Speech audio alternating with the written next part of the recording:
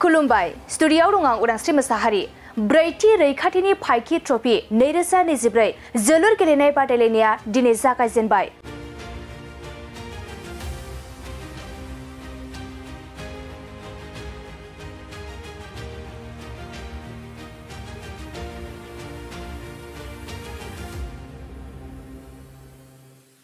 क'क्राझार जिल्लानि सिङाव थानाय सालाकाथि दख'रा दुलाराय बर' फरायसा आफादा थांनाय 2021 मायथाइनिफ्रायनो दुलाराय बर' फरायसा आफादनि खामानि मावनानै गावनि आगोमा जिउखौ खोमानांनाय रुंसारि रमेन मुसाहारि आरो रुंसारि राजु बसुमतारिनि गोसोखांथियाव सालाकाथि दख'रा बेन्दोंआव थानाय गामिफोरनि गेजेराव रैखाथिनि फाइकि ट्रफी मुं होनानै मोनसे जोलुर गेलेनाय बादायलायनायखौ खुंबोदों।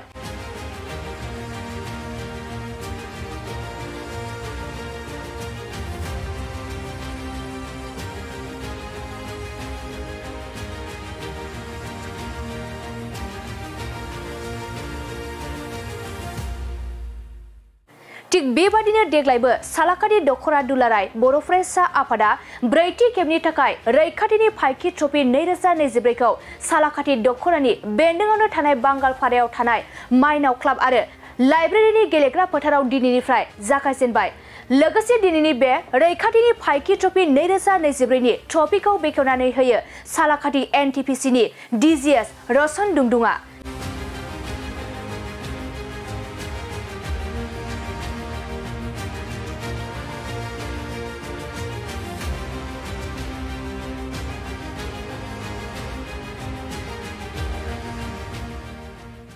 बेखेवजेननाय गेलेनाय बादायलायनाया डगरपारा अनसुमै क्लाब आरो सेनं सातबिन्दो लायन एफसिनि गेजेराव जायो आरो बे बेखेवजेननाय जोलुर गेलेनाय बादायलायनायखौ बिबुंथि लाखिनायजों लोगोसे जोलुर जोजेननायखौ बेखेवनानै होयो क'क्राझार जिल्ला एफसिनि आफादगिरि कृपेश दैमारिया।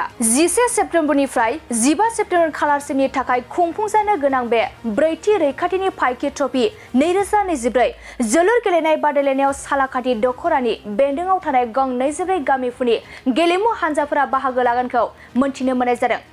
लोगोसे दिनैनि बे हाबाफारियाव बिटिसि गेलेमु बिफाननि सिएसडि सोमदोन मुसाहारि, क'क्राझार जिल्ला एबसुनि बिबानगिरि महिम बसुमतारि, नेहाथारि जांगिला औवारि, रुंसारि रमेन मुसाहारि आरो रुंसारि राजु बसुमतारिनि नखरनि सोद्रोमाफोराबो हाबाफारियाव बाहागो लायो।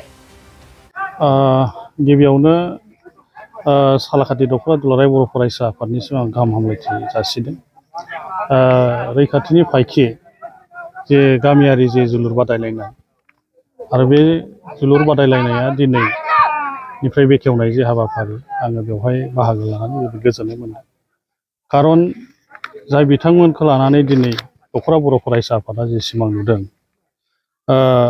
रमेन मुसाहारि आरो राजु बसुमतारि, बिथांमोनखौ जोङो बयबो मिथिगौ आरो जोङो बिथांमोनखौ अराय सम जोङो गोसोखांनांगोन आरो जोंनि लाइमोनफोरनो जोङो थुलुंगाखांहोनाय नेरसोननि गेजेरजों जोङो अराय सम जोङो बोसोन महरै जोङो होलांनांगोन। कारना जाबाय थांनाय 2005 मायथाइनि जे 23 डिसेम्बराव बिथांमोनहा जिउ गोमादों।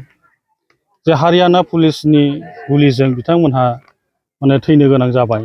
कारना जाबाय बै समखालि जे 23 डिसेम्बर 2005 मायथाइखालि क'क्राझार गभ कलेजाव जे मोनसे इउथ फेस्टिभेल जादोंमोन आरो बे इउथ फेस्टिभेलाव जोंनि गसाइगाव कलेज आरो हायार सेकेन्डारिनि माखासे फरायसाफ्रा क'क्राझार गभ कलेजाव इउथ फेस्टिभेलाव बाहागो लानो थाखाय फैदोंमोन आरो बे फैनायखौ जों ट्रेनाव खाबु लानानै हारियाना पुलिसफ्रा बै समाव बिथांमोनखौ गाज्रि नोजोरजों लानानै दिनै बिथांमोना जे क'क्राझार स्टेशनाव ओंखारनो गोनां दङमोन, बे क'क्राझार रेलवे स्टेशनाव ओंखारनो हायाखै बै हारियाना दुथां पुलिसफोरनि थाखाय।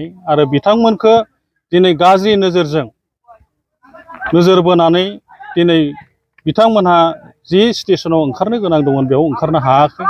बेनिखायनो सालाकाथि दख'रा दुलाराय बर' फरायसा आफादनो क'क्राझार जिल्ला दुलाराय बर' फरायसा आफादा खबर खालामनानै जेरैखि जाया सालाकाथि रेलवे स्टेशनाव ट्रेनखौ लाखिनानै जोंनि जे फरायसाफोर क'क्राझार गसाइगाव कलेजनि आरो हायार सेकेन्डारि गसाइगावनि फरायसाफोरखौ जेरैखि जाया रेस्किउ खालामनांगौनि थाखाय क'क्राझार जिल्ला दुलाराय बर' फरायसा आफादा सालाकाथि दख'रा दुलाराय बर' फरायसा आफादनो खबर हरनाय जादोंमोन बे समाव।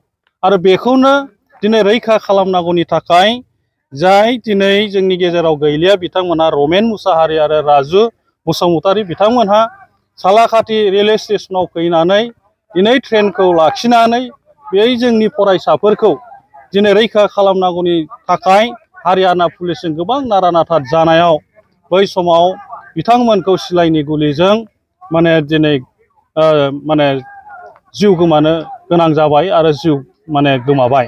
बर' फरायसा क'क्राझार जिल्ला एबसु हिसाबै जोङो गोबां दिनै जुजिदों आरो जुजिनायखौनो लानानै जोङो गोलाव बोसोर जे समाव आङो बै समाव 2005 मायथाइयाव आङो फकिरागाम दालाइसा एबसुनि गाहाय नेहाथारि हिसाबै आङो दङमोन।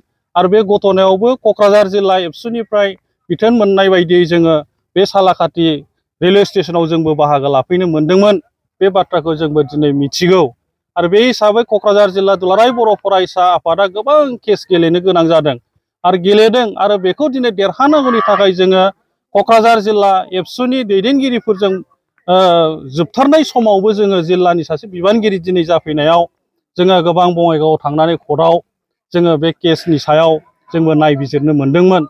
नाथाय दिनै जाय फरायसाफ्रा दिनैहाय बै समाव घटनायाव जड़ित दङमोन बिथांमोनहाबो दिनै जुलि जाहैनो गोनां जाबाय।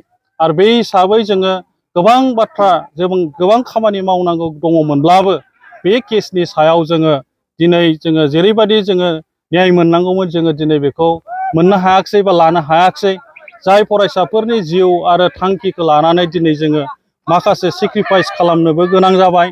आरो जाय बिथांमोनहा दिनै गोमाबाय जोंनि गेजेरनिफ्राय गैलिया बै बिथांमोननि न'खरनिफ्रायबो दिनैहाय जोंजों गोबां खामानि मावफैदोंब्लाबो बिथांमोननि सायाव जोङो दिनै जेरैबायदि बिथांमोननो न्याय होनांगौमोन जों जेरैबायदि बेबस्था लानांगौमोन जोङो लाजोबनो हायैयाव दिनै बिथांमोननि न'खरनि गारजेन बिदा बिथांमोनहाबो दंफैयो। आरो गोबां जोङो दिनैसिमबो जोङो दिनै रिलेसन दङ। आरो बे हिसाबै जोङो दिनै क'क्राझार जिल्ला एबसुनि आंबो दिनै सासे बिबानगिरि हिसाबै आं दिनै बिथांमोननि न'खरनिजोंबो गोबां बाथ्राखौ सावरायबाय। आरो जेरैबायदि जोङो न्याय मोननांगौमोन जों बेखौ मोननो हायाखिसैब्लाबो आरो जाय फरायसाफ्रा दिनै रायजो जानानै दङ बिथांमोननि थांनानै थानांगौनि सिन्ताधाराखौ लानानै जोङो क'क्राझार जिल्ला दुलाराय बर' फरायसा आफाद हिसाबैबो जोङो दिनै जि समाव जि खामानि मावनांगौमोन जोङो मावजोबनो हायाखिसै। जोङो न'खरनिसिम बे निमाहा बिनो गोनां जाबाय। दा जेखियानो जाया मानो जोंनि जायफोर थांनानै दङ बिथांमोनहा गोजोनैनो दङ। आरो दिनै जाय न'खरा दिनै भुगिनो गोनां जाबाय रमेन मुसाहारि आरो राजु बसुमतारी न'खरनि गासै गारजेनफ्राबो आरो दखरायाबो बे बाथ्राफोरखौनो साननानै दिनै गासै बाथ्राफोरखौ सेक्रिफाइस खालामनो गोनां जाबाय। दा बे हिसाबै दिनै क'क्राझार जिल्ला एबसु हिसाबै जोङो रमेन मुसाहारि आरो राजु बसुमतारी बिथांमोननि न'खरनिसिम जिखि खामानि मावनानै होनांगौ जोङो मावनो थाखाय दिनैबो मावगासिनोबो दङ। आरो जाहाथे बिथांमोननि न'खराव थांनानै देग्लायनि ब्रैथि खेब रैखाथिनि फायखि ट्रफि अर्थात गामियारि जोलुर बादायलायनाय बे हाबाफारियाव गासै जोंनाव मोन 24था गामिनि हान्जाफ्राहाय बेयाव बाहागो लादों। आरो खोब मोजाङैनो जोङो आसा फारिदों बे हाबाफारिनि गेजेरजों जोंनि लाइमोनफोराहाय मोजां मोनसे स्किलफुल जागोन होननानै जों आसा फारिदों। जोङो बेवहाय माखासे टार्म्स एन्ड कन्डिशन एसे सोलाय सोल' खालामनाय जादों। सिगां समफ्राव जोङो मोनसे हायरिं सिस्टेम जिथु सोरनिबा गेलेगिरिया थोआबा बा एसे गोरोंसिनखौ सोरनिबा गामिनिफ्राय हायार लालायनाय आरो उइदिन बे आनसलिकनि गेजेरावनो जादोंमोन आरो साथामसिम मोनसे लिमिटेसन होनाय जादोंमोन।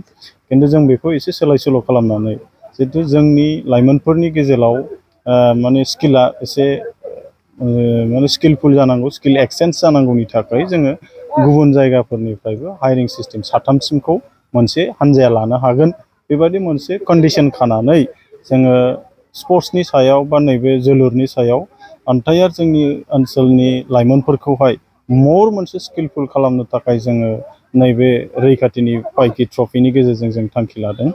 बेखायनो आरो जोङो आसा फारिदों आरो दिनै बे मोनसे बेस्ट एग्जाम्पल जानो थांगासिनो दं। जेलानिफ्राय जोङो रैखाथिनि फायखि ट्रफिखौ होनाय जादों बे समनिफ्राय जोंनि गेजेराव बोरमानि खेला जाफेराखै, दाउ हांसो फारौ अमाफोरनि खेला जाफेराखै आरो जों सालाकाथि दख'रा दुलाराय बर' फरायसा आफादा बेखौनो नोजोर होनानै बे उद्देश्यजोंनो खालामनाय जादों जे जोंनि गेजेराव मोनसे खेलाखौ जेन' गावनि मोनसे निजा मोनसे डिसिप्लिनजों जेन' बयबो खेलाखौ गेलेलायो बा सोलोंनानै लायो। आरो जोङो गुबुन समफोराव नुबोबाय जे गोबां जायगायाव गोबां समफोरावहाय दाउ अमानि खेला खालामनानैहाय बेबायदिनो मोनसे फुटबलनि जिथु डिसिप्लिन बेखौ ब्रेक खालामनाय जों गोबां नुबाय आरो बेजों जोंनि मोजां मोनसे स्किलफुल जोङो सासे फुटबलार जोङो जोनोम होनो हाया होनना जोङो बेखौ बुजिनानै सालाकाथि दख'रा दुलाराय बर' फरायसा आफादा मोनसे थान्दैमेलनि गेजेरजों नैबे गामियारि जिथु इन्टार भिलेज फुटबल टुर्नामेन्ट बेखौ रैखाथिनि पाइकि रमेन मुसाहारि आरो राजु बसुमतारिनि गोसोखांथियाव जोङो खुंनाय जादों। बेवहाय देग्लायनियाव जोङो मोन 24टा गामि, बेवहाय गुबुन माहारि बा हारिफोरनि गामिफ्राबो बेवहाय बाहागो लादों आरो जोङो गासैहाय मिलायनानै गासै मोन 24टा बेवहाय टिम एबा गामिया बाहागो लानायखौ जों दा जोंनि आखायाव दङ आरो जों बेखौ सानबानि थाखाय हाबाफारि लादों आरो जों फैगौ 15 सेप्तेम्बर रबिबार खालि जोङो बिनि ग्रेन्ड फाइनाल सेरेमनिखौ जों खालामहैनाय थांखि लादों आरो नोंथांमोननि बे मिडियानि गेजेरजों जों बेखौनो खावलायगोन जे नैबे फैबाय थानाय फाइनाल मेचसिमाव बयबो जेन' जोंनि रायजो राजाफ्रा फैनानै जोंनि दानि यांस्टार्स फुटबलार माने सोरजिनायाव बयबो एसे एनै नायनानै मदद खालामफैयो बा जोंखौ थुलुंगाखां होफैयो, बेनि थाखाय जोङो खावलायदेरनाय थाबाय। एवार्ड हिसाबै जोङो बेवहाय देरहासारफोरनो जोङो मोनसे उइनार माने चेम्पियन ट्रफिजों लोगोसे केस माने 10,000 रां आरो जाय फाइनालाव जेननाय बिथांमोननो रानार्स आप ट्रफिजों लोगोसे नोगोद 7,000 केस रां आरोहाय नैबे बेस्ट प्लेयारनि थाखाय जोङो मोनसे बेस्ट कापजों लोगोसे 1,000 रां जोङो एवार्ड हिसाबै बिथांमोननो थि खालामनाय जादों।